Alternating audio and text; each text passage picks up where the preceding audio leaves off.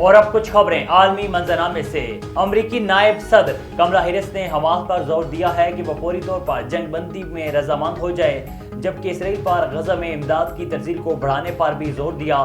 खबर रसां इदारे के मुताबिक इतवार को अलाबामा में अमरीकी नायब सदर कमला हैरिस ने एक तकरीब से खिताब में कहा है कि गजा में बेगुनाह लोग इंसानी तबाही का शिकार हैं। उन्होंने इसराइली हुकूमत पर गजा में इमदाद पहुंचाने के लिए दबाव डाला, जहां लाखों लोगों को कहत का सामना है।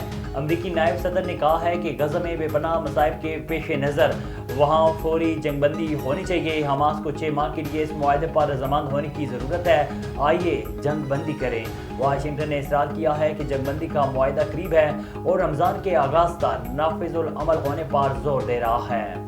कैरेबियन मुल्क हैटी के दारुल-हुकूमत पोर्ट ओ प्रिंस की मरकज़ियत पर मुसल्लह गिरोह के हमले से 4000 कैदी फरार हो गए। बरतानी नशरियाती इदारे की रिपोर्ट के मुताबिक जेल तोड़कर भागने वाले मुलजमान में वो अरकान शामिल थे जिन पर 2021 में सदर जो वैनल मोइस के कत्ल का इल्ज़ाम है। मीडिया रिपोर्ट्स के मुताबिक हालिया तशद्दुद में इजाफा जुमरात को उस वक्त शुरू हुआ जब वज़ीर आज़म एरियल हेनरी ने कीनिया की ज़ेर सदारत मल्टी नेशनल सिक्योरिटी फोर्स को हैटी भेजने पर बातचीत के लिए नैरोबी का सफ़र किया। वज़ीर आज़म के कीनिया के दौरे पर पोर्ट ओ प्रिंस के गैंग लीडर जमी ने उन्हें ओहदे से हटाने के लिए एक मरबूत हमले का ऐलान किया था।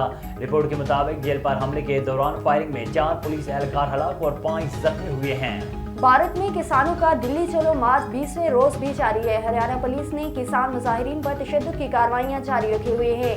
हरियाणा पुलिस ने दिल्ली चलो मार्च में मुलव्विस मुजाहिरीन के खिलाफ कार्रवाई की धमकी दी। इस मौके किसान मोर्चा ने पीजीबी और इत्तेहाद जमातों की मुखालफत समेत कुछ शराइत रखी हैं।